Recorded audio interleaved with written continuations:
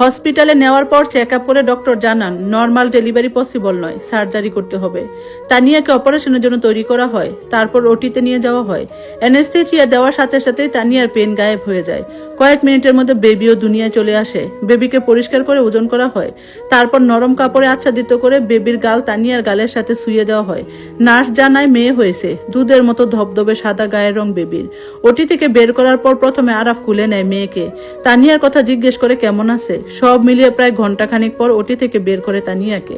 কেবিনে তানিয়াকে শুইয়ে দিয়ে নার্সরা দুজন চলে যায় আর একজন বসে থাকে। তানিয়ার বেডে কাউকে বসতেও নিষেধ করে। আরাফ তানিয়া শিওরে এসে দাঁড়ায়। ডবল কম্বলের নিচে শুয়ে থাকার পরও থরথর করে কাঁপছে তানিয়া। কেমন আছো এখন? বেশি খারাপ লাগছে? না, শীত করছে শুধু। আব্বা মার কাছে ফোন করছিলে? হ্যাঁ, বাবুকেও দেখেছে। সকাল হলে রওনা দেবে আব্বা আম্মা। আরাফ ব্যাগ থেকে বেবির জন্য কিনে আনা টাওয়াল বের করে তানিয়ার ঘাড় মাথা সব ভালোভাবে পেঁচিয়ে ধরে বসে রইল ওর পাশে। এখন যেন একটু কম শীত লাগছে। বেবিকেও ওর কাছে নিয়ে আসা হয়। মেয়ের মুখের দিকে তাকায় তানিয়া। মেয়ের মুখ দেখে সব কষ্ট যন্ত্রণা ভুলে যায়। বাম হাতটা বাড়িয়ে মেয়েকে একটু শুয়ে দেয়। মেয়ের নাম রাখা হয়েছে আয়েশা সিদ্দিকা। উপস্থিত সকলের মুখে হাসি দেখা গেল। সবাই ভীষণ খুশি হয়েছে। রাত পেরিয়ে সকাল হয়। 9টার আগেই টাঙ্গাইল থেকে ঢাকায় পৌঁছায় তানিয়ার বাবা মা। তারা হসপিটালে পৌঁছে জানতে পারে বাবুর সর্দি নিয়ে জন্ম নিয়েছে। শারীরিকভাবে একটু অসুস্থ, অতিরিক্ত ভারী কাজ করার কারণে বাবু পেটের ভেতরে চাপে পড়েছিল। তারপর সবসময় ঠান্ডা পানি ধরার কারণে বাবুর ঠান্ডা লেগে গেছে। রাতে বাবুর সমস্যা বোঝা না গেলেও শেষ রাতের পর থেকে বোঝা যাচ্ছে শ্বাস নিতেও একটু একটু কষ্ট হচ্ছে। ডক্টর বাবুর চেক আপ করে আইসিইউতে রাখার নির্দেশ দেন। বাবুকে আইসিইউতে ভর্তি করানো হয় কিছু সময়ের মধ্যে। তানিয়ার কাছে ওর শাশুড়ি আর তানিয়ার মা থেকে যায়। বাকি আত্মীয় স্বজন তানিয়া আর বাবুকে দেখে বাড়ি ফিরে যায়। আরাফ অফিস থেকে ছুটি নেয় কয়েকদিনের জন্য। মনে মনে ফুঁসতে থাকে আরাফ, তবে কোনো সিন ক্রিয়েট করে না। বউর উপরও কিছুটা রাগ হয়, তবে তারপরেও চুপচাপ থাকে। যা বলার বাড়ি ফিরে বলবে। মেয়ের সেবা যত্ন করে বাকি সময় আইসিইউর বাহিরে বসে থাকে তানিয়ার মা। ওর বাবা গ্রামের বাড়িতে ফিরে গিয়েছেন বিকেলে। পরের দিন সময় তখন প্রায় দুপুর। কেবিনের বেডে চোখ বন্ধ করে চুপচাপ শুয়ে আছে তানিয়া। ঘুমও পেয়েছে। অর্ধেক ঘুম অর্ধেক সজাগ রয়েছে। ওর শাশুড়ি পাশের বেডে বসে আছেন। তানিয়ার মা আইসিইউর বাহিরে বসে আছেন। আজকের দিন বাবুকে আইসিইউতে রেখে আগামীকাল রিলিজ দিবে। আগের চেয়ে অনেকটা সুস্থ হয়েছে। আরাফ দুপুরের খাবার নিয়ে আসার জন্য বাড়িতে গেছে। ফোনের রিংটোন বেজে উঠতেই চোখ মেলে তাকায় তানিয়া। আসমা বেগম নিজের ফোন রিসিভ করায় পুনরায় চোখ বন্ধ করেন, চুপচাপ শুয়ে থাকে। আসমা বেগম বোনের সাথে কথা বলার সময় তানিয়ার দিকে তাকান। নিশ্চুপ তানিয়াকে দেখে ভাবেন ঘুমিয়ে গেছে হয়তো। আসমা বেগমের কয়েকটা কথা কানে বেশি আসে তানিয়ার। মেয়ের জাত থেকে মেয়ে এনেছি বলে মেয়ে হয়েছে। মায়ের ই দিয়ে শুধু হয়েছে মেয়ে, আর মেয়ের ওই দিয়ে হয়েছে মেয়ে। তাও তো হয়নি, পেট কেটে বের করতে হয়েছে এটার। ফকিন্নির বংশ থেকে মেয়ে আনাই ভুল হয়েছে। ওপাশ থেকে কি বলে শোনা যায় না। আসমা বেগমের কত আক্ষেপ ছেলের ঘরে মেয়ে হয়েছে বলে। সে তো বড় মুখ করে বলতো তার 3 ছেলে শুধু ছেলেই হবে, কিন্তু এখন তো মেয়েই হলো। তার কথা মেয়ে হবে কেন? ছেলে জন্ম দিতে হবে। তানিয়া নিশ্চুপ হয়ে শুনে কথাগুলো। ওর মেয়েটা আইসিইউর বেডে রয়েছে, অসুস্থ মেয়েটা। পেটে থাকতে অনেক ভারী ভারী কাজ করতে হয়েছে। না করলে শুরু হয়েছে শাশুড়ি চ্যাটাং চ্যাটাং কথা, সেই সাথে বিশ্রী ভাষায় গালি। শাশুড়ি মায়ের আরেকটা কথা শুনতেই ঠোঁটের কোণে হাসির রেখা দেখা যায় তানিয়ার, সেই সাথে চোখের কার্নিশ ঘেঁষে পানি। কথাগুলো ছিল এমন, মেয়ে হয়েছে না, মেয়ে ভিক্ষা করে বিয়ে দেওয়া লাগবে, ভাঙ্গা থালা নিয়ে রাস্তায় বসা লাগবো। এই কথাগুলো বলার কারণ হচ্ছে তার মেজো ছেলে আরাফ। আরাফ এই জটিল সময়ে তার ফুপুকে টাকা ধার দিয়েছে। তাই কেন দিল টাকা? ফুপু হয়তো কি হয়েছে, টাকা দিতে হবে কেন? ননদদের 2 চোখে দেখতে পারে না। টাকা দিয়েছে তাই মেয়েকে ভিক্ষা করে বিয়ে দিতে হবে, অথচ মেয়ের জন্মই হয়েছে মাত্র 2 দিন আগে। মা হয়েও ছেলেকে এমন কথা কিভাবে বলতে পারলো? ছেলের কাছে টাকা আছে বলেই তো দিতে পেরেছে, না থাকলে তো দিত না। সকালে যখন আরাফ হসপিটালে, তখন ওর ছোট ফুপু কল আসে। তার ইমার্জেন্সি অল্প কিছু টাকার প্রয়োজন, 2 দিন পরে টাকা ফিরিয়ে দেওয়ার কথা। আরাফ রাজি হয়ে যায় টাকা দেওয়ার জন্য। সেই সব কথা শুনেছিল আসমা বেগম। তখন থেকে ভেতরে ভেতরে ফুসছে, ফুলে ফেপে উঠেছে। বোনের কাছে আরো অনেক কিছু বলেন। বড় ছেলের বউর ছেলে হয়েছে, কারণ বড় ছেলের বউর মায়ের প্রথম সন্তান ছেলে। আসমা বেগমেরও ছেলে, তাই বউর পেট থেকে ছেলে হয়েছে। কিন্তু তানিয়ার মায়ের প্রথম সন্তান মেয়ে, তাই তানিয়ার মেয়ে হয়েছে। মায়ের গুণ পেয়েছে তানিয়া। তানিয়াকে বউ করে আনা বিরাট ভুল হয়েছে। আরাফের কাছে অনেক ধনী ধনী পরিবারের মেয়ে বিয়ে দেওয়ার জন্য ইচ্ছে পোষণ করছিল, কিন্তু সেই সব মেয়েকে আরাফ পছন্দ করেনি। প্রথম দেখায় তানিয়াকেই পছন্দ করছিল, তাই তো বাধ্য হয়ে তানিয়াকে বউ করে আনতে হয়েছে। অন্য বাড়ির বউর বাচ্চা হওয়ার পর সকল খরচ মেয়ের বাবা বহন করে। আর তার বাড়ির বউদের খরচ তাদেরকেই বহন করতে হয়। আরো অনেক কিছু বলে। সব শুনে তানিয়া চুপ করে, তবে ভেতরে ভেতরেও নিজেও ফুঁসে উঠেছে। অনেক চুপ করে থেকেছে, সহ্য করেছে অনেক। আর না, এই মহিলা কোনোদিন কোনো কিছুতেই পরিবর্তন হবে না। নিজের বড় ছেলেকে অভিশাপ দিতে বাদ রাখে না। বড় ছেলে আর ছেলের বউকে দিনে 70 বার করে অভিশাপ দেয়। সেখানে এখন আরাফের নামও যোগ হলো বোধ হয়। পরের দিন রিলিজ নিয়ে তানিয়ার বাবুকে নিয়ে বাড়ি ফিরে আসে সবাই সকাল সকালে। বেলা তখন প্রায় বিকেল। তানিয়ার মা বাবুর কাঁথা কাপড় ছাদ থেকে নিয়ে আসার জন্য ছাদে গেছেন।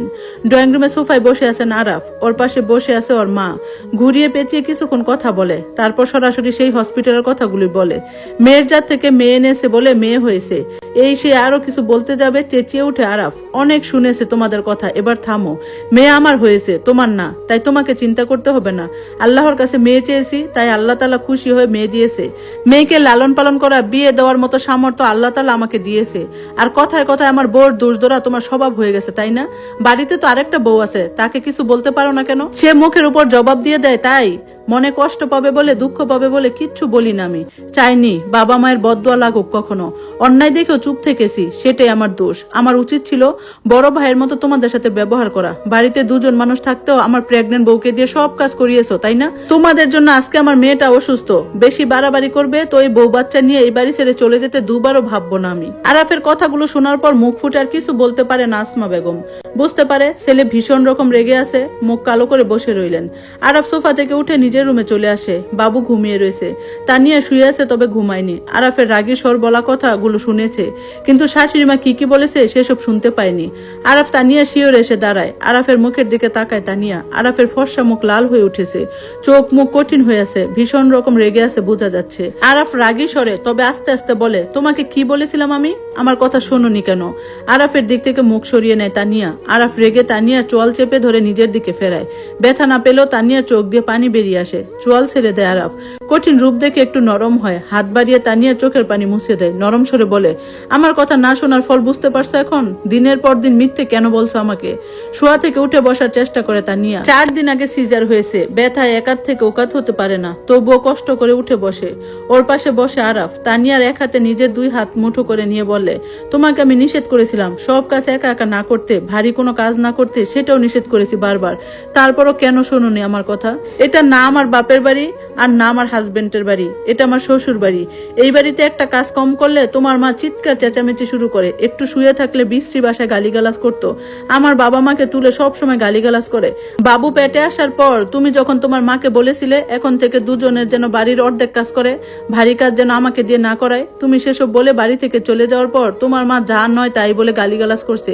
এসব নাকি আমি বলতে বলেছি তোমাকে? আমাকে অভিশাপ দিয়েছিল কাজ না করলে আমি লুলা হয়ে যাব, আরো কত কিছু। তার ছেলের কান ভাঙিয়েছে আমি। আমার পেটের অনাগত সন্তানকে তুলে পর্যন্ত বাজে কথা বলেছিল। বড় ভাবি কাজ না করায় তাকে যা যা অভিশাপ দেয়, আমি চাইনি আমাকে সেসব অভিশাপ দিক। ভাবি ভাইয়ের কাছে সব বলে দেয় বলে সেসব নিয়ে অভিশাপ দেয়। তোমাদের কারো সামনে না বললেও আমার সামনে বলে। আমি চাইনি সেসব অভিশাপ আমাকেও দিক। তারপরও তো কম দেয়নি, তুমি কিছু বললে সেসব কিছু দোষ আমার হয়েছে, আমি তোমাকে উস্কে দেই। কথাগুলো বলতে বলতে তানিয়ার চোখ দিয়ে পানি বেরিয়ে আসে, হেসকে উঠে যায়। আরাফকে দ্রুত শান্ত করার চেষ্টা করে, কেঁদো না, পেটে টান লাগবে, ব্যথা পাবে, বুঝতে পেরেছি, সবকিছু বলতে হবে না আর। তানিয়া নিজেকে শান্ত করে একটু চুপ থেকে আবার বলে, তুমি দুধ ডিম ফলমূল এনে দিতে খাওয়ার জন্য, সেসব নিয়েও সারাদিন খোঁটা শুনতে হয়েছে। আমাকে খেতে না দিয়ে তারা নিজেরাই খেয়ে নিত। আমি খেতে গেলে শুনতে হয়েছে অকথ্য ভাষায় গালিগালাজ। আমাকে আমার বাবা মা খেয়ে জন্ম দেয়নি, জন্মের পর কিচ্ছু খাওয়ায়নি আমাকে। এই সব শোনার পর ওই খাবার আমার গলা দিয়ে কিভাবে নামবে? তোমার কাছে বলে দেব বলে আগে থেকে আমাকে কোণঠাসা করে রাখতো। তার অভিশাপের ভয়ে কিছু বলতাম না তোমাকে। মায়ের অভিশাপ সন্তানের লেগে যায়, তুমি আমার হয়ে কিছু বললে তোমাকে অভিশাপ দিতে দুবার ভাববে না পর্যন্ত। এই সব কারণে চুপ থেকেছি আমি। কাজ করলে তো হাত পা ক্ষয় হয় না, সেজন্য কাজ করেছি, কিন্তু কে জানতো এর জন্য বাবুর ক্ষতি হবে। আরো কত কিছু বলছে, সেসব নাই বললাম। মায়ের সম্পর্কে এত সব শুনলে তুমি কষ্ট পাবে, বাড়িতে অশান্তি সৃষ্টি হবে, সেজন্য চুপচাপ সব মেনে নিয়েছি। কিন্তু শান্তি তো পাইনি একদিনও। সবকিছু করার পরেও আমি নাকি কিচ্ছু করি না। তোমার প্রতি আমার কোনো অভিযোগ নেই, তুমি নিঃসন্দেহে একজন ভালো মানুষ। তোমার মতো সন্তান হাজবেন্ড খুব কম আছে। তোমার দিক থেকে কোনো দোষ নেই তোমার, তুমি সব সময় চেষ্টা করেছো সব দিক সামলে দেওয়ার। তুমি সারাদিন অফিসে কাজ করে ক্লান্ত হয়ে বাড়ি ফিরো, বাড়িতে ফিরে সংসারের অশান্তি কলহ তোমার মাঝে অশান্তি সৃষ্টি করুক আমি চাইতাম না। এমন এক পরিবারে জন্ম হয়েছে, কি করব বলবো বুঝতে পারি না, মাথা কাজ করে না। নিজের বাবা মা এমন, নিজেরই লজ্জায় মরে যেতে ইচ্ছে করে। নরম আর ভালো মানুষের ভাত নেই দুনিয়ায়। আজকের পর থেকে নিজের ভুল না থাকলেও উত্তর দিয়ে দেব মুখের উপরই। সে যা করতে পারে করুক, বলতে পারলে বলুক। মাঝে মধ্যে ভীষণ অবাক লাগে, এদের ঘরে আমার জন্ম হয়েছে। তানিয়ার চোখের পানি মুছে দিয়ে ওর কপালে চুমু খায়, এক হাতে জড়িয়ে ধরে বলে, সরি জানু, রাগের মাথায় অমন করে বলে ফেলেছিলাম। ব্যথা পেয়েছো? না, শুয়ে থাকো, বসে থাকতে তো কষ্ট হচ্ছে। তানিয়া শুয়ে পড়ে, আরাফ বাবুর কাছে গিয়ে আদর করে, তারপর তানিয়ার পাশে উপর হয়ে শুয়ে পড়ে। ঘুম পাচ্ছে ভীষণ, টেনশনে রাতে ঘুমোতে পারে না। তানিয়া কিছুটা সুস্থ হলে ওকে ওর মা গ্রামে নিয়ে আসে নিজের কাছে। পুরোপুরি সুস্থ না হওয়া পর্যন্ত এখানেই থাকবে। অফিস থেকে ফিরে খালি রুম দেখে আরাফের বুক ফেটে কান্না বেরিয়ে আসতে চায়। বউ বাচ্চা কেউ নেই, খালি রুম, ওর অপেক্ষায় থাকে। রাতে বউ বাচ্চার কাছে না থাকলেও অফিস থেকে ফিরে দেখতে তো পেয়েছে, শুতে পেরেছে, আদর করতে পেরেছে। সকালে অফিসে যাওয়ার আগেও আদর করে গেছে। এখন কতগুলো দিন দেখা হয় না, ছোঁয়া হবে না, হিসেব নেই। অফিস থেকে এখন আর ছুটিও দেবে না। বাবার বাড়িতে খুব ভালো সময় কাটাচ্ছে তানিয়া। আরাফ রোজ কয়বার করে কল দেয়, খোঁজ খবর নেয়। খালি রুমে ঘুম আসতে চায় না আরাফের। ফোনের গ্যালারি ঘেটে বউ বাচ্চার পিকচার বের করে দেখে ঘন্টার পর ঘন্টা। রাতে কল করে না, তানিয়ার ঘুমের ডিস্টার্ব হবে বলে। বাবুর সাথে 3 মাস বয়স হওয়ার পর শ্বশুর বাড়িতে ফিরে আসে তানিয়া। এর মধ্যে কয়েকবার আরাফ শ্বশুর বাড়িতে গিয়ে বউ বাচ্চার সাথে 2-1 দিন করে সময় কাটিয়ে এসেছে। আয়শা সিদ্দিকা এখন একটু বড় হয়েছে মাশাআল্লাহ। কেউ কিছু বললে খিলখিলিয়ে হাসে ফুকলা দাঁতে। বাড়ির সবাই বেশ খুশি এখন। দুধে আলতা গায়ের রং আয়শার, ধবধবে ফর্সা, ফুলা ফুলা গাল। যে তাকায় তারই নজর আটকায়, চোখের শান্তি এনে দেয় ছোট্ট মেয়েটা। রাত পেরিয়ে সকাল হয়, তানিয়া ঘুম থেকে উঠে বেড থেকে নামবে, তখনই আয়শার ঘুম ভেঙে যায়। ঘুম থেকে উঠে কান্না শুরু করে খাওয়ার জন্য। আয়শাকে পুনরায় ঘুম পাড়ানোর জন্য খেতে দিয়ে চুপচাপ শুয়ে রইল তানিয়া। অনেকটা সময় পর আয়শা ঘুমিয়ে যায়। তখন সকাল প্রায় 7টা বেজে গেছে। তানিয়া তাড়াহুড়া করে বেড থেকে নেমে ফ্রেশ হওয়ার জন্য ওয়াশরুমে প্রবেশ করে। 5 মিনিটে ফ্রেশ হয়। রুম থেকে বেরিয়ে ড্রয়িং রুমে আসতে শাশুড়ির কর্কশ গলার স্বর শুনতে পায়। সোফায় ওর শ্বশুর শাশুড়ি আর দূরের 2জন আত্মীয় বসে রয়েছে। বড়জা রুম থেকে বের হয়নি এখনো। আসমা বেগম তানিয়াকে কর্কশ গলায় বলে, একটু সকালে ঘুম থেকে ওঠা যায় না? কয়টা বাজে এখন? কখন রান্না হবে, কখন খাবো? তানিয়া চুপ না থেকে নিজেও রাগী স্বরে বলে, সকালে উঠেছি ঘুম থেকে। আয়শা ঘুম থেকে উঠে গিয়েছিল, ওকে ঘুম পাড়িয়ে আসতে আসতে দেরি হয়ে গেছে। আমি যে এতদিন ছিলাম না, তখন খাবার খাননি নাকি? বাড়িতে আর মানুষ নেই রান্না করার জন্য? তানিয়ার এমন কথা শুনে চুপসে যায় আসমা বেগম। মাজার ইসলামও বলার মতো কিছু পেল না বোধ হয়। তানিয়া রান্নাঘরের দিকে এগিয়ে যায়। সকালের খাবার তানিয়া নিজেই তৈরি করে। রান্না শেষ হতে হতে সকাল 9টা বেজে যায়। আজ আরাফের অফিস নেই, তাই ঘুম থেকে ওঠারও তাড়া নেই। মেয়ের সাথে নিজেও ঘুমাচ্ছে এখনো। টেবিলে খাবার সাজিয়ে রুমে আসে। আরাফকে ডেকে তুলে খাবার খাওয়ার জন্য। হাত মুখ ধুয়ে তানিয়া ড্রয়িং রুমে ফিরে আসে। শ্বশুর নেই, বাড়িতে রান্না শেষ হওয়ার আগে বেরিয়েছে বাড়ি থেকে। শাশুড়ি মুখ ভার করে বসে আছে সোফায়। ছেলের বড় জবাব তার গায়ে ফুসকা ফেলেছে হয়তো।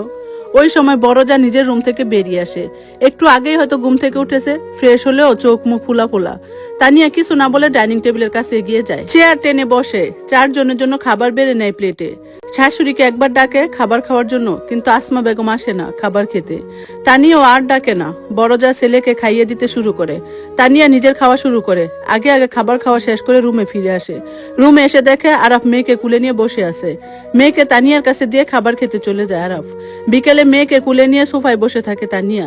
আসরের আজান শেষ হয়ে গেছে, বিকেলে রান্না করতে হবে। আসমা বেগম আয়শা সিদ্দিকাকে নিজের কুলে নেয়, যেন তানিয়া রান্না করার জন্য যায়। কিন্তু তানিয়া রান্নাঘরের দিকে না গিয়ে ছাদের দিকে চলে যায় কাপড় চোপড় নিয়ে আসার জন্য। তানিয়া ছাদে থেকে নেমে এসে দেখে বড়জার রুম থেকে বেরিয়ে এসেছে। তানিয়ার কথা শাশুড়ির কাছে জিজ্ঞেস করলে শাশুড়ি জানায় ছাদে গেছে।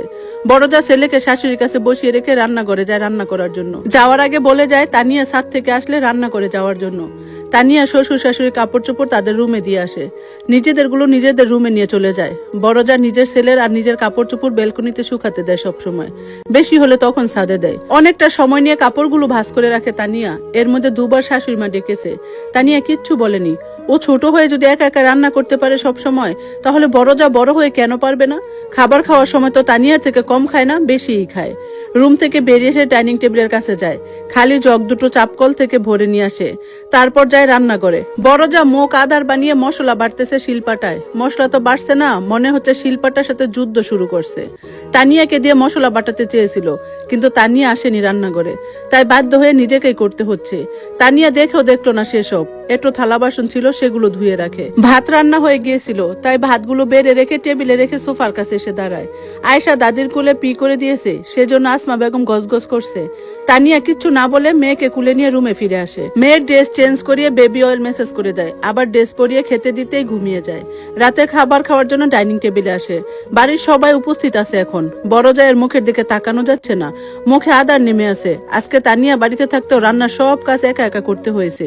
খাবারের স্বাদ আজ একটু ভালো হয়নি, কেউ ভালোভাবে খেতে পারে না। এই খাবারের স্বাদ নিয়ে বিয়ের পর থেকে তানিয়াকে অনেক কথা শুনতে হয়েছে। কি রান্না করে, রান্না ভালো হয় না, একদিন লবণ বেশি তো একদিন কম, একদিন ঝাল বেশি তো আরেকদিন কম। প্রত্যেকবার খাবার খাওয়ার সময় একটা না একটা খুঁত ধরতই। বাপের বাড়িতে কোনো কাজ শেখে আসেনি, মা কি শিখাইছে? মেয়েকে বিয়ে দিয়ে বেঁচে গেছে, নানান কথা বলতো। সে এক কথা বলতে গেলে পুরো দুনিয়ার কথা টেনে নিয়ে আসতো। ওর রান্নার খুঁত ধরবে, আবার নিজেরাও রান্না করবে না। মাঝে মধ্যে তানিয়া বলতো, আমি রান্নার সবকিছু গুছিয়ে দিচ্ছি, আপনি রান্না করুন। শাশুড়ি তখন আর কিছু বলতো না। খাওয়া শেষে রুমে এসে আরাফ তানিয়াকে বলে, বড়টার কি হয়েছে, মুখের ওই অবস্থা কেন? বিকেলে রান্না করতে সাহায্য করিনি তাই। আরাফের ঠোঁটের কোণে হাসির রেখা দেখা গেল। ভালো করেছো, এবার ঠিক আছে। এভাবে বেশ কয়েকদিন পেরিয়ে যায়। শাশুড়ি মুখ ফুটে কিছু না বললেও ভেতরে ভেতরে সে ভীষণ রেগে আছে তানিয়ার উপর, তা বোঝা যায়। কি নিয়ে যেন আসমা বেগম ড্রয়িং রুমে দাঁড়িয়ে চিল্লাচিল্লি করছেন। বাড়িতে আরাফ বা মাজহার ইসলাম দুজনের একজনও নেই। আরাফ অফিসে গেছে আর মাজহার ইসলাম বাজারে টাকা উড়াতে। বাজারে যাবে কিছু কিনে আনবে না, অথচ পকেটের টাকা শেষ হয়ে যাবে। শাশুড়ি চিল্লাচিল্লি শুনে রুম থেকে বেরিয়ে আসে তানিয়া। বড়জা নিজেও বেরিয়ে আসে। কি নিয়ে কে কে করছে কে জানে, রাগে চিল্লাচিল্লি করছে সেটাই বোঝা যাচ্ছে শুধু। অর্ধেক কথা বোঝা যাচ্ছে আর অর্ধেক বোঝা যাচ্ছে না। চিল্লাচিল্লির এক পর্যায়ে আসমা বেগম বলেন, পোলার বউরা কথা শুনে চললে চলবে, না চললে সোজা রাস্তা ধরে বাপের বাড়ি চলে যাবে। পোলার বউ যাবে চান্দে চান্দে, আর পোলার বিয়ে করাবো সপ্তাহে সপ্তাহে। আমার পোলাগো দেখতে খারাপ নাকি? সবাই মেয়ে বিয়ে দেওয়ার জন্য পাগল এই বাড়িতে। ফকিন্নির বাচ্চা গো কিছু না বললে আরো সাহস বেড়ে যায়। এর আগে এই কথা 1000 বার শুনেছে তানিয়া, কখনো কিচ্ছু বলেনি। কিন্তু আজকে আর চুপ করে শুনে না, ঠান্ডা কণ্ঠে বলে, পোলার বউকে তো তার বাপে আপনার বাড়িতে এসে আপনার গলায় ঝুলিয়ে দিয়ে যায়নি, আপনারা গিয়ে নিয়ে এসেছেন। আপনাদের পোলার বউ রাখার ইচ্ছা না থাকলে নিজেরা গিয়ে দিয়ে আসুন, কেন একা চলে যাব? তারপর আপনার সুন্দর পোলাকে সান্দে সান্দে সপ্তাহে সপ্তাহে বিয়ে করান। ছেলেকে বিয়ে করানোর আগে মনে ছিল না ধনী ঘরের মেয়ে আনবেন, 10-20 তলা বাড়ি আছে, বাপের অ্যাকাউন্টে কোটি কোটি টাকা জমা আছে, এরকম বাড়ি থেকে না বউ আনবেন? আমার চেহারা দেখে তো চেয়ার ছেড়ে উঠতেই চাইলেন না কেউ। সেদিনই বউ বানিয়ে আনার জন্য পাগল হয়ে গিয়েছিলেন সবাই, আর এখন দোষ খুঁজছেন কেন কথায় কথায়? আসমা বেগম আর একটা কথা না বলে গালিগালাজ করতে করতে নিজের রুমের দিকে এগিয়ে যায়। মুখে মুখে তর্ক করতে শিখে গেছে। এসব করতে ওর মা শিখিয়ে দিয়েছে। মায়ের বাড়ি থেকে আসার পর থেকে এমন করছে, ওর মাকে তুলে গালিগালাজ করছে। আবার উত্তর দেওয়ার জন্য সেদিকে যেতে গেলে বড়জা থামিয়ে দেয়। এখন আর কিছু বলার দরকার নেই, আরো কিছু বললে তোমারই দোষ হবে। নিজে দোষী হও কেন, যা বলার আরাফকে দিয়ে বলাবে। বড়জায়ের কথা শুনে আর কিছু বলে না তানিয়া। মেয়ের কান্না শুনে রুমে ফিরে আসে। পেছন পেছন বড়জা নিজেও আসে। বড়জা কয়েকটা কুটু বুদ্ধি দিয়ে দেয় তানিয়া। বুদ্ধিগুলো মন্দ নয়, তবে এসব করার মতো মেয়ে তানিয়া নয়। আজকে রাগের মাথায় উত্তর দিয়ে দিয়েছে। শুনতে শুনতে এখন আর সহ্য হয় না এসব। মুখ দিয়ে আপনা আপনি উত্তর বেরিয়ে আসে। মেজাজ নিজের কন্ট্রোলে থাকে না এখন আর। আরাফ রাতে বাড়িতে ফেরার পর আসমা বেগম ছেলের কাছে বিচার দেয় তানিয়ার নামে। বানিয়ে বানিয়ে মিথ্যে কথা বলে। নিজে কি কি বলছে সেসব কিচ্ছুই বলে না। মায়ের সব কথা শুনে আরাফ হুহা কিচ্ছু বলে না। রাতে তানিয়াকে জিজ্ঞেস করে তার মা কি কি বলেছে তানিয়াকে। তানিয়া বলে দেয় সব। ও নিজে কি কি বলেছে সেসবও বলে দেয়। আয়েশার বয়স তখন প্রায় 6 মাস। সকালে রান্না সেদিন বড়জা আর শাশুড়ির করে। তানিয়া নিজের মেয়ে আর ভাসুরের ছেলেকে নিয়ে বসে থাকে। রান্নাঘর থেকে শাশুড়ি আর বড়জায়ের কথা কানে ভেসে আসে তানিয়ার। গজগজ করছেন শাশুড়ি আসমা বেগম, তার তালে তাল মিলাচ্ছেন বড়জা। বড়জা আর শাশুড়ি দুজনে ব্লেডের মতো। এরা দুজনে দুই পাশ দিয়ে কাটে। বড়জা একবার ওর কাছে এসে শাশুড়ির নামে সমালোচনা করে, আবার শাশুড়ির কাছে ওর নামে সমালোচনা করে। শাশুড়িও সেম, এবার ওর কাছে বড়জায়ের নামে সমালোচনা করে তো আবার বড়জায়ের কাছে ওর নামে। দুমুখো সাপ এরা। সোফায় বসে বসে সব শুনে তানিয়া, তবে কিচ্ছু বলে না। দাঁতে দাঁত চেপে হজম করার চেষ্টা করে কথাগুলো, কিন্তু রাগে ওর শরীর রিরি করছে। এখন আর আগে সেই বোকা তানিয়া নেই, একদম জায়গা মতো উত্তর দিয়ে দেয় এখন। সকালের খাবার আরাফ বাদে বাকি সবাই খেয়ে নেয়। আরাফ এখনো ঘুম থেকে উঠেনি। ছুটির দিনে বেলা করে ঘুম থেকে উঠে। আরাফ ঘুম থেকে উঠে ফ্রেশ হয়ে খাবার খেতে চলে যায়। তানিয়া খাবার বেড়ে দেওয়ার জন্য যেতে চাইলে আরাফ নিষেধ করে, নিজেই বেড়ে খাবে। তানিয়া মেয়েকে বেডে শুয়ে দিয়ে বেডে গুছিয়ে নিচ্ছে। কিছু সময় পর মেয়েকে কুলে নিয়ে রুম থেকে বেরিয়ে আসে। আরাফের খাওয়া শেষ তখন। আরাফ পানির গ্লাস হাতে নিয়ে বসে রয়েছে, মায়ের সাথে কথা বলছে কিছু একটা নিয়ে। আসমা বেগম পাশেই বসে রয়েছেন। তানিয়া মেয়েকে একটু পানি খাইয়ে দিয়ে পাশেই দাঁড়িয়ে থাকে। আরাফ তানিয়ার মুখ দেখে বলে, কিছু বলবে? কাপড় চোপড় ধুবো তাই। শাশুড়ি তানিয়াকে আর কিছু বলতে না দিয়ে চিল্লিয়ে বলে, খাওয়া শেষ করে একটু বসতে তো দেবে নাকি? এখনই মেয়েকে দিতে চলে এসেছো? শাশুড়ি চিল্লিয়ে কথা বলা শুনে তানিয়ার মেজাজ সপ্তমে। নিজেও ক্ষিপ্ত কণ্ঠে বলে, পুরো কথা তো শেষ করতে দেবেন নাকি? আমি বলতে চেয়েছি খাওয়া শেষে বাড়ি থেকে বেরোনোর সময় আয়শাকে নিজের সাথে যেন নিয়ে যায়, আমি কাপড় চোপড় ধুবো। পুরো কথা না শুনে চিৎকার করবেন কেন? চিৎকার করতে করতে গলা বড় হয়ে গেছে তাই না? সকাল থেকে শুনছি শুধু, কিচ্ছু বলছি না। কি বলবি তুই? তুই তো কারি একদম করবেন না। আরাফ আলগোসে চেয়ার ছেড়ে উঠে মেয়েকে নিজের কুলে নিয়ে একটু দূরে দাঁড়িয়ে রইল। বাপ বেটি তাকিয়ে রইল দুজনের দিকে। বড়জা নিজের রুম থেকে বেরিয়ে আসে। 100 বার বলল ফকিন্নির বাচ্চা। বাপের বাড়ি থেকে 2 টাকা আনার তো মুরুদ নেই, আবার মুখে মুখে তর্ক। কোন কথা থেকে কোন কথায় চলে গেল। তানিয়া নিজেও মেজাজ হারিয়ে চিৎকার করে বলল, আমি ফকিন্নির বাচ্চা হলে আপনি জমিদারের বাচ্চা নাকি? আপনি আপনার বাপের বাড়ি থেকে কত টাকা এনেছেন? আমি আমার বাপের বাড়ি থেকে অনেক কিছু এনেছি। আপনি কি এনেছেন? আমি অনেক কিছু এনেছি। আপনার অনেক কিছু তো দেখলাম না আজ পর্যন্ত। ঝগড়া বাড়তে থাকে আস্তে আস্তে। আরাফ ঝগড়া না থামিয়ে দেখে যায় চুপচাপ। তানিয়াকে মোটেও থামাবে না ও। শাশুড়ি এক কথা থেকে ও কথা, ও কথা থেকে সে কথা বলতেই থাকে। ঘুরে ফিরে তানিয়ার বাবা মা 14 গোষ্ঠী তুলে গালিগালাজ করতে শুরু করে। বাপের বাড়ি থেকে টাকা নিয়ে আসতে বলে। বাপে কি দিয়েছে বিয়ের সময়? উল্টা পাল্টা কথা বলতে শুরু করে।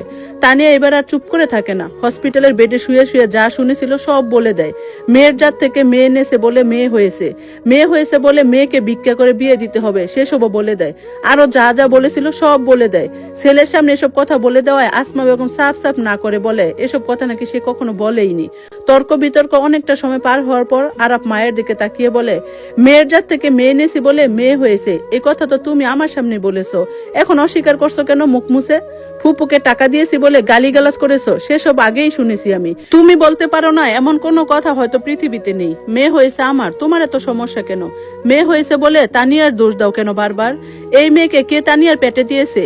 কার মেয়ে ও? মেয়েটা আমার, রক্ত আমার। তানিয়ার পেটে মেয়েটাকে আমি দিয়েছিলাম, তাহলে দোষ তো আমারও। নিজের ছেলের দোষ দেখতে পাও না?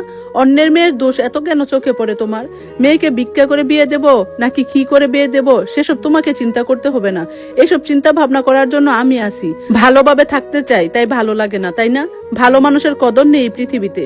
যত ভালো হয়ে থাকতে চাই ততই পেয়ে বসো। আর একদিন এসব উল্টাপাল্টা কথা বলছো তো আমার থেকে খারাপ কেউ হবে না। তোমার তো লজ্জাই নেই, বলেই বা লাভ কি? এখন বলছি বিকেলেই তো সব ভুলে যাবে। আমাকে বাধ্য করবে না এই বাড়ি ছেড়ে চলে যেতে। বউ বাচ্চা লালন পালন করার মতো সামর্থ্য আমার আছে। সন্তান হিসেবে তোমাদের দুজনের খরচও বহন করতে পারবো আমি। সম্পত্তির কথা বলতে এসো না যে বাড়ি ছেড়ে চলে গেলে এসব সম্পত্তির ভাগ দেবে না। তোমাদের এই সম্পত্তির উপর মতি আমি। আরাফের কথাগুলো শোনার পর আসমা বেগমের মুখ বন্ধ হয়ে যায়। আরাফ তানিয়ার হাত ধরে টেনে নিজের রুমে নিয়ে চলে আসে। রাগে ওর ইচ্ছে করছে বাড়ি ঘরে সব আগুন ধরিয়ে দিতে। দুপুরের দিকে মাজহার ইসলাম বাড়িতে ফেরেন। সে বাড়িতে ফেরার পর আসমা বেগম তার কাছে নালিশ দেয়। ছেলে কি কি বলেছে সেসব কিচ্ছুই বলে না, কিন্তু তানিয়া কি কি বলেছে সেসব বলে দেয়। নিজে কি কি বলেছে সেসবও বলে না। তানিয়া ছাদে যাওয়ার সময় ওর শ্বশুর ওকে কাছে ডাকে। এগিয়ে যায় তানিয়া, তোমার মায়ের সাথে কি হয়েছে? তোমার কিচ্ছু না। কিচ্ছু হয়নি? কি কি হয়েছে মা তো বলেইছে আপনার কাছে, তুমিও বলো। আপনার ছেলে তো তখন ওখানেই ছিল, তাকে জিজ্ঞেস করে নিবেন। আমি তো পরের মেয়ে, মিথ্যা বলতে পারি। মাজার ইসলাম আর কিচ্ছু বলেন না। তিনি নিজের স্ত্রীকে খুব ভালো করেই জানেন। এতগুলো দিন ধরে তানিয়াকে দেখে আসছেন। তানিয়া কেমন তাও জানেন তিনি। তিনি আগের চেয়ে কিছুটা পরিবর্তন হয়েছে। আসমা বেগমের তেজ আগের চেয়ে অনেক কমে গেছে। সামনে কিছু না বললেও আড়ালে গজগজ করে, বকাবকি করে, কানে আসে সবই তানিয়ার। তবে বড় গলা করে এখন আর কিচ্ছু বলার সাহস করে না। ভাইরাস জ্বরে আক্রান্ত হয় আরাফ, তানিয়া আর শাশুড়ি আসমা বেগম। শ্বশুরেরও হালকা হালকা জ্বর, তবে বেশি না। বড়জা আর বাচ্চা দুজনে সুস্থ আছে। সুস্থ থাকার পরেও বড়জা কোনো কাজ করতে চায় না। শ্বশুরের রাগে চোখ মুখ দেখেই 2-1টা কাজে হাত দেয়। তানিয়া নিজে জ্বরে আক্রান্ত হয়েও স্বামী আর শ্বশুর বাড়ির সেবা যত্ন করে। মাথায় পানি ঢেলে দেয়, গা মুছে দেয়, খাবার রান্না করে সামনে নিয়ে খাওয়ায়, মেডিসিন এগিয়ে দেয়। তারপর নিজের যত্ন। ওর সাথে যে যেরকমই আচরণ করুক না কেন, ও তো তার সাথে সেরকম করতে পারে না। তাহলে দুজনের মধ্যে পার্থক্য কোথায়? তাদের মধ্যে মনুষ্যত্ব না থাকলেও তার মধ্যে তো আছে। একদিন তানিয়া শাশুড়ির জন্য চাউলের গুঁড়ো দিয়ে চিতই পিঠা বানায়। বানাচ্ছিল। ভাত খেতে পারে না, অন্য কিছু খেতে চায় না, তাই তানিয়া চিতই পিঠা বেজে দিচ্ছিল। শাশুড়ি নিজের রুমে ছিল, তার ছোট যা আসে তাকে দেখার জন্য। তানিয়া পিঠে বেজে শাশুড়ির জন্য রুমে নিয়ে যাচ্ছিল। রুমের সামনে আসতে শাশুড়ি কিছু কথা কানে ভেসে আসে। কথাগুলো ছিল এমন: তানিয়া বড় বউর চেয়ে অনেক ভালো, তানিয়া অনেক জ্বর, তারপরও আমার মাথায় পানি দিয়ে দেয়, গা মুছে দেয়, এটা সেটা করে দেয় খাওয়ার জন্য, আরাফও যত্ন করে, কিন্তু বড় বউ সুস্থ থাকার পরেও কোনো কাজে হাত দেয় না, আমাকে শুয়েও দেখে না জ্বর বেশি নাকি কম, আমার কোনো কিছু করেও দেয় না। গতকাল শাক ভাজি দিয়ে ভাত খেতে চেয়েছিলাম, বড় বউ শাক ভেজেছিল, অর্ধেক শাক কাঁচাই ছিল, আমাকে এক গ্লাস পানি পর্যন্ত এগিয়ে দিতে আসে না, কি খাই না খাই খোঁজ খবর নেয় না। তানিয়ার মা কল করে আমার খোঁজ খবর নেয়, তানিয়াকে বারবার করে বলে আমার মাথায় বেশি বেশি করে পানি ঢেলে দিতে, গা মুছে গা ঠান্ডা রাখতে, বারবার বলে আমার সেবা যত্ন করতে। অথচ বড় বউর মা একবারও কল করে আমার কোনো খোঁজ খবরও নেয়নি, কিন্তু মেয়ের সাথে প্রত্যেক দিন কথা বলে, মেয়েকে বলেও না যে আমার সেবা যত্ন করতে। তানিয়ার মাও ভালো, তানিয়াও ভালো, ওর সাথে কত কিছু করেছি, তারপরও আমার সেবা যত্ন করে। তানিয়া না থাকলে না খেয়ে মরতে হতো, যতটুকু সুস্থ আছি ততটুকু থাকতাম না। এই যে এত পাওয়ারের অ্যান্টিবায়োটিক খাচ্ছি তাতে কিছুই হয় না, একটু পরে আবার জ্বর চলে আসে। তানিয়া না থাকলে কি যে হতো আমার, আগের মতোই না খেয়ে বিছানায় পড়ে থাকতে হতো। আরও অনেক কিছু বলল। আসমা বেগমের ছোট যাও অনেক কিছু বলে তাকে, তানিয়ার সাথে আর খারাপ ব্যবহার করতে নিষেধ করে। তানিয়া মেয়েটা আসলেই ভালো। সব শুনে তানিয়া মুস্কি হাসে, এখন বুঝতে পারছে কোন ছেলের বউ ভালো। তানিয়ার যেই মাকে তুলে বিশ্রী ভাষায় গালিগালাজ করতো, আর সেই মাও ভালো হয়ে গেল। আজ দুই চোখের কাটা তানিয়াও ভালো হয়ে গেল। মানুষ ঠিকই বলে, বিপদে না পড়লে কিছু মানুষ চিনতে পারে না। তার নিজের পেটের মেয়েও তার সেবা করতে আসেনি, এসেছিল দেখে আবার চলে গেছে সেদিনই। এমনিতে আসলে কয়দিন থেকে যায় বাবার বাড়ি, এখন যখন দেখছে মাও সুস্থ, ভাইও সুস্থ, ভাবিও সুস্থ, ওকে যদি বসে বসে না খাওয়ায়, উল্টো কাজ করে যদি খাওয়াতে হয় সকলকে, তাই আর থাকেনি বাবার বাড়ি। ভেতরে প্রবেশ করে তানিয়া শাশুড়ির সামনে তরকারি আর পিঠার বাটিটা রাখে। শাশুড়ি শোয়া থেকে উঠে বসে, পানির গ্লাসে গিয়ে দিয়ে পাশেই দাঁড়িয়ে থাকে। শাশুড়ি খাওয়া শেষ হলে খালি বাটি নিয়ে ফিরে যায়। তারপর আরাফের জন্য খাবার নিয়ে রুমে আসে। তানিয়া খেয়েছে কিনা জিজ্ঞেস করে আরাফ। তানিয়া না করলে খাবারের প্লেট আর তানিয়াকে নিয়ে ডাইনিং টেবিলে এসে বসে। দুজনে একসাথে বসে খায়। আরাফ নিজে মেডিসিন খায়, তানিয়াকেও খাওয়ায়। তারপর তানিয়াকে শুয়ে থাকতে বলে। আজকে আর এখান থেকে উঠবে না, না উঠলে রাতে কি খাবে? খাবো না, অসুস্থ শরীর নিয়ে কাজ করতে হবে না। কে করবে? যে বুয়া রাখতে দেয় না সে করবে। নিজের কিছু করার মুরদ হয় না বলে আবার বুয়াও রাখতে দেয় না। তুমি কোথায় যাবে? বাইরে থেকে হেঁটে আসি। 3 দিন ধরে শুয়ে থাকতে থাকতে পুরো শরীর ব্যথা করছে, মাথা ঘুরে পড়ে যাবে। যেতে হবে না কোথাও, শুয়ে থাকো। পড়বো না, তুমি শুয়ে থাকো, আম্মুর সাথে কিছু খাবে? কি নিয়ে আসবো? কিচ্ছু খাবো না, তুমি তাড়াতাড়ি ফিরে আসো তাহলেই হবে। আরাফ মুস্কি হেসে নিচু হয়ে তানিয়াকে আদর করে ওয়াশরুম থেকে ফ্রেশ হয়ে বাড়ির বাইরে বেরিয়ে যায়। অনেকগুলো দিন পর তানিয়া সকালের খাবার তৈরি করছিল। বড়জা নিজের ছেলে আর আয়শাকে নিয়ে বসে আছে নিজের রুমে, শ্বশুর শাশুড়ি নিজেদের রুমে। একটু পর শ্বশুর রুম থেকে চিৎকার চেঁচামেচি শব্দ ভেসে আসে। বিশ্রী ভাষায় গালিগালাজ করছে ওর শ্বশুর আসমা বেগমকে। আসমা বেগম একই কাজ করছে। তানিয়া আর বড়জা দৌড়ে শ্বশুরের রুমের সামনে এসে দাঁড়ায়। শ্বশুরের হাতে একটা বড় লাঠি। শাশুড়িমা রুমে নেই, ব্যালকনিতে গিয়ে ডোর লক করে দাঁড়িয়ে আছে। শ্বশুর ডোর খোলার চেষ্টা করছে আর বকাবকি করছে। বড়জা বলে, আব্বা কি হয়েছে, এমন করছেন কেন আপনারা এই বয়সে এসে? শ্বশুর আসমা বেগমকে বিশ্রী ভাষায় গালি দিয়ে বলে, সারাদিন কানের কাছে বসে ঘ্যান ঘ্যান ঘ্যান ঘ্যান করে, একবারের কথা আরেকবার ওর কথা, একবার এই বউ খারাপ আরেকবার ওই বউ খারাপ। আমার সামনে বসে আমার মৃত বাবা মাকে গালিগালাজ করছে, ওর কত বড় সাহস। একটু থেমে নিঃশ্বাস নিয়ে আবার বলে, ছেলের বউরা ভালোভাবে থাকে ও তোর ভালো লাগে না, অন্যের ছেলের বউরা শাশুড়ির সাথে যা যা করে ওর সাথেও তাই করা উচিত। কাউকে শান্তি দেয় না বাড়িতে, না ছেলের বউদের শান্তি দেয়, না জামাইকে, না নিজের ছেলেদেরকে। বাড়িতে অশান্তি সৃষ্টি করে এই শয়তান। বড়জা শ্বশুরের হাত থেকে লাঠিটা নিয়ে তানিয়াকে নিয়ে রুম থেকে বেরিয়ে চলে আসে। এই লাঠি দিয়েই এর আগে এই বুড়িকে মেরেছিল আব্বা আমার সামনেই, তখন আমার নতুন নতুন বিয়ে হয়েছে। আব্বাকে ওনার মাকে তুলে গালিগালাজ করেছিল, তারপরে এই লাঠি দিয়ে কয়েকটা বাড়ি মেরেছিল পিঠে। তানিয়া বলে না কিছু, রান্না করার জন্য রান্না করে চলে যায়। নিজের বাবা মাকে তুলে গালিগালাজ করেছে বলে কলিজায় লেগেছে, যখন ওদের বাবা মাকে তুলে গালিগালাজ করে তখন কিচ্ছু হয় না ওদের। তানিয়ার ভাসুর একেবারে দেশে চলে এসেছে, সিঙ্গাপুরে সবকিছু চুকিয়ে, আর প্রবাস জীবন কাটাবে না, দেশেই কিছু করে খাবে। তানিয়ার ভাসুর বাড়িতে আসার পরে 1 মাস ভালোই কাটে, তারপর থেকে শুরু হয় নানান ঝামেলা। ভাসুর একসাথে খাবে না, সে বউ বাচ্চা নিয়ে আলাদা থাকবে। একটু কিছু হলে মায়ের সাথে রাগারাগি শুরু করে, বকাবকিও করে। আসমা বেগমের এখন অর্ধেক দিন পার হয় কাঁদতে কাঁদতেই। তানিয়ার কাছে দুঃখ প্রকাশ করে আর কাঁদে। ঠিক মতো খাওয়া দাওয়াও করা হয় না এখন। পেটের ছেলের মুখ থেকে তেতো তেতো কথা শুনে খেতে ইচ্ছে করে না। খেতে বসলে চোখ দিয়ে পানি বেরিয়ে আসে, গলা দিয়ে ভাত নামে না। তার অবস্থা এখন তানিয়ার চেয়েও খারাপ। প্রকৃতির প্রতি উদ্বোধ হয় একেই বলে। বাবার সামনে বাবাকে কিছু না বললেও আড়ালে ঠিকই বলে আমান। কার কাছে কি যেন বলছিলেন চায়ের দোকানে বসে, সে আবার মাজার ইসলামকে বলে দেয়। মাজার ইসলাম কোনো কিছু না বলে বড় ছেলেকে আলাদা করে দেয়। বড় ছেলে বউ বাচ্চা নিয়ে অন্য বাড়িতে চলে যায়। সে কিছুতে এই বাড়িতে থাকবে না। ভাসুরেরও টাকার গরমে পা মাটিতে পড়ে না, বুক ফুলিয়ে হাঁটে সকলের সামনে। অহংকার তার শিরায় উপশিরায়, অহংকার পতনের মূল, সেটা সে ভুলে গেছে মায়ের মতোই। একদিন বিকেলে রান্নার জন্য তানিয়া চালের ড্রাম থেকে চাল বের করছিল কৌটা দিয়ে মেপে। শাশুড়ি খেয়াল করছে চাল প্রায় শেষের দিকে, অল্প কিছু চাল বাকি আছে। দেখেই তার মাথা নষ্ট, এত তাড়াতাড়ি চাল শেষ? কর্কশ গলায় বললেন, এত তাড়াতাড়ি চাল শেষ হলো কিভাবে? কত কেজি চাল রান্না করো প্রত্যেক দিন? শুনেই তানিয়ার মেজাজ গরম হয়ে যায়। নিজেও কর্কশ গলায় বলে, চাল শেষ হবে কেন? আমার বাপের বাড়িতে রেখে এসেছি। আপনারা তো আর ভাত খান না, হাওয়া খেয়ে থাকেন। ভাত খাই আমি একাই 10 কেজি করে, তাই চাল শেষ হয়ে গেছে। তানিয়ার কথা শুনে শাশুড়ি আর কিচ্ছু বললেন না। তানিয়ার আগে ফুসফুস করতে করতে রান্না শুরু করে। বড় ছেলে বাবা মায়ের খরচটাও দেয় না। ছোট ছেলে একবার 10,000 টাকা দিলে আর খবর থাকে না। সংসারের পুরো খরচ আরাফের উপর। বাপের তো টাকা উড়ানোর স্বভাব এখনো যায়নি। হাতে টাকা আসলেই হুঁশ থাকে না তার। মাসে 15 থেকে 20,000 টাকা সংসারের বাহিরে খরচ হয়। এই টাকা কোথায় কি করে কোনো হিসেব নেই। একটা মধ্যবিত্ত পরিবারে 15-20,000 টাকা অনেক কিছু। আরাফ তবুও কিছু বলে না বাবাকে, কিন্তু ছোট ছেলে ক্যাটকেট করে এটা নিয়ে। এত টাকা কেন খরচ হয় এখন? এখন তো মানুষ কমে গেছে সংসারে, খরচ কম হওয়ার কথা, অথচ খরচ আগের মতোই। এত টাকা কিভাবে খরচ করে মাজার ইসলাম? হিসেব চাইলেই বাবা ছেলের মধ্যে তর্ক শুরু হয়। মাজার ইসলাম রেগে রেগে বলেন, বালের 2 টাকা দেয় সংসারে, তো আর দেওয়া লাগবে না 1 টাকাও? তোদের টাকা দিয়ে সংসার চলে? আমার টাকা সংসারের খরচ না করলে বাড়ির সবাই না খেয়ে মরতো এতদিনে। তোদের কাউকে দিতে হবে না টাকা, আমি যেভাবে পারি সেভাবে সংসার চালাবো। 1 টাকা ইনকাম করে না মাজার ইসলাম, কিন্তু বড় বড় কথা ঠিকই বলে। তেজ কমেনি এখনো, ছেলেদের টাকা উড়িয়ে ছেলেদের উপরই রাগারাগি করে, বাজে কথা শোনায়। 1 মাসে 10 টাকা কম দিলে মুখের দিকে তাকানো যায় না মাজার ইসলামের। মাস শেষ হওয়ার আগেই টাকা শেষ। টাকা শেষ হয়ে গেলেই পাগলের মতো আচরণ শুরু করে মাজার ইসলাম। ছেলেও রাগ করে কখনো টাকা দেয়, কখনো দেয় না। বাড়িতেও কল করে না খুব একটা, পুরো দায়িত্ব আরাফের ঘাড়ে। এখন তানিয়ার দিন কাটে সুখেই, আর আসমা বেগমের দিন কাটে চোখের জলে নাকের জলে।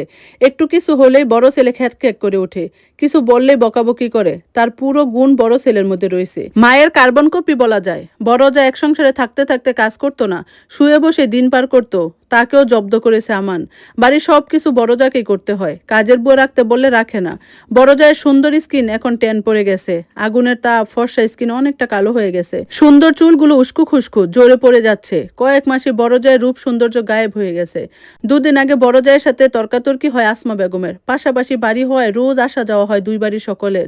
মা ছেলে তর্কাতর্কি শুনে আশেপাশে অনেকে চলে আসে আমানের বাড়িতে। রাগে থরথর করে কাঁপছে আমান। 4 ভাই বোনের মধ্যে আমানের রাগ বেশি সবাই জানে। আসমা বেগমের মুখ দিয়ে যা আসছে তাই বলে গালাগালিজ করছে ছেলে আর ছেলের বউকে নিয়ে। বিনা পয়সায় বিনোদন উপভোগ করছে প্রতিবেশীরা। তানিয়া শাশুড়িকে চুপ করাতে চাইলেও পারে না, তার মধ্যে আজ জিন ভর করছে বোধ হয়। এতদিন ধরে মনে জমিয়ে রাখা রাগ উপড়ে বের করছে। ঝগড়া করতে করতে বড় ছেলেকে অভিশাপ দেয়, তার কুল খালি হবে, বুক খালি হবে, টাকা পয়সার গরম ধুলে মিশে যাবে, আরো অনেক কিছু বলে। মাজার ইসলাম বাড়িতে নেই, আরাফ অফিসে রয়েছে। আমান কয়েকবার তেড়ে আসে আসমা বেগমকে মারার জন্য। ঝগড়ার এক পর্যায়ে আমান বলে, আজ তোকে জবাই করব, তুই দাঁড়া, বলেই ঘরের ভেতরে প্রবেশ করে ছুরি নিয়ে আসার জন্য। গরু কুরবানি দেওয়ার জন্য বড় ছুরি আছে, সেটা নেওয়ার জন্য যায়। প্রতিবেশীরা তানিয়া আসমা বেগমকে নিজের বাড়িতে নিয়ে চলে আসে। বড় যা আমানকে শান্ত করার চেষ্টা করে। ভাসুর আর শাশুড়ির মধ্যে কি নিয়ে ঝগড়া শুরু হয়েছে তানিয়ার জানা নেই। মা ছেলের তর্কাতর্কি শুনে বাড়ির ভেতর থেকে বেরিয়ে ভাসুরের বাড়ি এসেছিল। এসে দেখে উঠোনে দাঁড়িয়ে মা ছেলে ঝগড়া করছে। বড় যা দাঁড়িয়ে আছে এক পাশে। মাজার ইসলাম বাড়িতে ফিরলে তাকে সব বলে আসমা বেগম। মাজার ইসলাম সেরকম কোনো প্রতিক্রিয়া দেখালেন না। তানিয়া দুজনের কাছে ছিল তখন। মাজার ইসলাম পরে হয়তো ছেলেকে কিছু বলেছিলেন। তারপর থেকে বড় ছেলে মা আর বাবাকে ডাকে না। অতি প্রয়োজনে বাবার সাথে কথা বললেও কখনো বাবা বলে ডাকেন না। মায়ের সাথে কথা বললেও মা ডাকেন না। সেদিনের ঝগড়ার পর থেকে আসমা বেগমের মনে ভয় ঢুকে গেছে। ভুলও বড় ছেলের বাড়ির আঙ্গিনায় পা রাখে না। ছেলে যদি সত্যিই জবাই করে ভয়ে বাড়ির বাইরেও বের হতে চায় না। তানিয়ার সাথেও রাগ দেখাতে পারে না, কারণ আগে সবকিছু আরাফ চুপচাপ সহ্য করলেও এখন আর করে না। মায়ের সাথে খারাপ ব্যবহার না করলেও উচিত জবাব দিতে ভুলে না। এখন সারাদিন তানিয়ার পেছনে পেছনে থাকে আসমা বেগম। মনের মধ্যে ভয় কাজ করে, তাকে একা পেয়ে আমান বাড়িতে এসে যদি জবাই করে হয়ে যায়। তার কথা শুনে তানিয়ার হাসিও পায়, আবার রাগও হয়। সারাদিন ওকে জ্বালিয়ে মারে, কানের কাছে ঘ্যান ঘ্যান করে। আগে জ্বালা তো একভাবে, আর এখন জ্বালায় আরেকভাবে। মেয়েটা বিরক্ত শাশুড়ির কথা শুনতে শুনতে একটুতেই কেঁদে কেটে ভাসিয়ে দেয় আসমা বেগম। মাজার ইসলামের কাছেও কিছু বলতে পারে না, সেও তেরে আসে মারার জন্য। তানিয়ার মায়া হয় শাশুড়ির অশ্রুসিক্ত মুখশ্রী দেখে। তানিয়া তো পাষাণ হৃদয়ের মেয়ে না, তাই তো শাশুড়ির সাথে এত কিছু করার পরও তার জন্য ওর মায়া হয়। ছোট ছেলের কাছেও কিছু বলতে পারে না, কিছু বলতে গেলেই ছেলে থামিয়ে দিয়ে কর্কশ গলায় বলে, ওইসব কথা বাদ দেন, অন্য কোনো কথা থাকলে বলো, নয়তো ফোন রাখো। সারাদিন কাজ করে ওই সব শোনার ইচ্ছে নেই আমার। ছোট ছেলের চ্যাটান চ্যাটান কথা শুনে আবার কাঁদে আসমা বেগম। যেই দুই ছেলেকে সে বেশি ভালোবাসতো, যাদের গুণাগুণ করতো সারাদিন, এখন তারাই তাকে বড় বড় আঘাত দেয়। মেয়ে কেউ কিছু বলতে পারে না, তার সংসারের ঝামেলা রেখে সে এই সংসারের ঝামেলা শুনতে রাজি নয়। বছরে দুবার আসে বাবার বাড়িতে। হাজব্যান্ডের জবের সূত্রে বান্দরবন থাকে মরিয়ম, ঢাকায় আসা হয় খুব কম। আসমা বেগমের মনে এখন পাহাড় সমান দুঃখ কষ্ট। বাবা মা মারা গেছেন অনেক আগেই, ভাই বোনদের বাড়িতেও যাওয়া হয় না। একা একা বসে থাকলে নিশ্চুপে কাঁদেন, নিজের মনের দুঃখ কষ্টগুলো তানিয়ার কাছে বলেন। তানিয়ার হাসি পায় মাঝে মধ্যে ভীষণ। ওর মনে আঘাত দিয়ে ওর হৃদয় ক্ষতবিক্ষত করে নিজের মনের দুঃখ কষ্ট আবার ওর কাছে বলে, নিজেকে হালকা করে। মানুষ বড়ই অদ্ভুত, কেউ কেউ আসমা বেগমের মতোই নিজের স্বার্থ ছাড়া কিচ্ছুই বুঝে না। কয়েক মাস পরে ব্যবসায় অনেক বড় লস খায় আমান। এখন মাথায় হাত, টেনশনে খাওয়া দাওয়া ঘুম চাঙ্গে। আসমা বেগম আগের চেয়ে পরিবর্তন হয়ে গেছেন। এখন তানিয়ার নামে সুনাম করে আশেপাশে মানুষের কাছে। এখন তার দুই চোখের কাটা বড় ছেলে আর ছেলের বউ। এখন সংসারের দায়িত্ব তানিয়ার হাতেই বলা যায়। কি রান্না হবে, কতটুকু রান্না হবে, সেসব আর শাশুড়ি দেখতে যায় না। তানিয়ার যা ইচ্ছে করে সেটাই রান্না করে। কি রান্না করবে জিজ্ঞেস করলে শাশুড়ি বলে, তোমার যা ভালো মনে হয় তাই রান্না করো। মাজার ইসলামের টাকা উড়ানোর স্বভাব এখনো পরিবর্তন হয়নি, তার এই স্বভাব কোনোদিন যাবেও না হয়তো। শাশুড়ি পরিবর্তন হলেও মাঝে মধ্যে একটু একটু খেস খেস করে তানিয়াকে বসে থাকতে দেখলে। তার কথা এমন যে বসে থাকা যাবে না, সারাদিন কাজ করতে হবে, কাজ না থাকলেও করতে হবে। শাশুড়ির এসব কথা এখন আর গায়ে মাখে না তানিয়া। বেশি কিছু বললে তানিয়া উত্তর দিয়ে দেয়, শাশুড়িও চুপ হয়ে যায়। তবে এখন তানিয়াকে ভালোবাসেন আসমা বেগম, তা গালিগালাজ করেন না এখন আর। আরাফ আর তানিয়ার মধ্যে সম্পর্ক আগের চেয়ে আরো অনেক গুণ ভালো। তানিয়া আরাফকে যতটা ভালোবাসে, তার চেয়েও আরাফ তানিয়াকে বেশি ভালোবাসে। তানিয়া বলতে পাগল আরাফ, মেয়েকে অনেক বেশি ভালোবাসে। যত দিন আগায় আরাফ তত তানিয়ার মাঝে হারিয়ে যায়। তানিয়া ছাড়া যেন ওর মাথায় কিছুই ঘুরে না। তানিয়ার একটু অসুস্থতায় উদ্বিগ্ন হয়ে ওঠে আরাফ, সর্দি লাগে তানিয়ার, শ্বাস বন্ধ হয়ে যায় আরাফের, জ্বর হয় তানিয়ার, মাথা ব্যথা কষ্ট হয় আরাফের। ঘন্টার পর ঘন্টা তাকিয়ে থাকে তানিয়ার মুখের দিকে।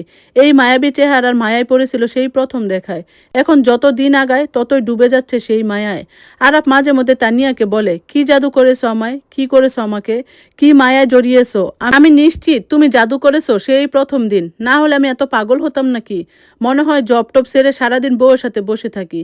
তানিয়া কিছু না বললে শুধু হাসে। মাঝে মধ্যে ওর ভীষণ অবাক লাগে, যে মানুষ এত ভালো হয় কিভাবে, এতটা কেয়ারিং কিভাবে হয়। আরাফের মতো ছেলে তানিয়া এর আগে কোনোদিন দেখেনি। তানিয়া বলতে বাধ্য, আমি আসলেই ভাগ্যবতী, তাই তো তোমার মতো কাউকে পেয়েছি। সবার জীবনে দুঃখের পর সুখ আসে, সুখের পর আসে দুঃখ। তানিয়ার জীবনে সুখ এসেছে, হয়তো আরো আসবে। ওর ভবিষ্যতের দিনগুলো আরো ভালো কাটবে।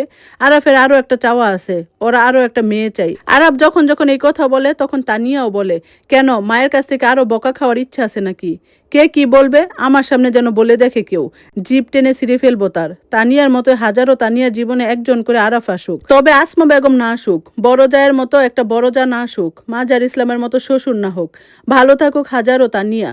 তানিয়ার সুখের জীবনে কারো নজর না লাগুক। আগামী দিনগুলো আরো সুখের হোক। তানিয়ার জীবন এগিয়ে যাবে, চলবে প্রকৃতির নিয়মেই। সুখ আসবে, দুঃখ আসবে হয়তো, তবে দুঃখকে স্পর্শ না করুক। অনাবিল সুখের সংসার হোক তানিয়ার।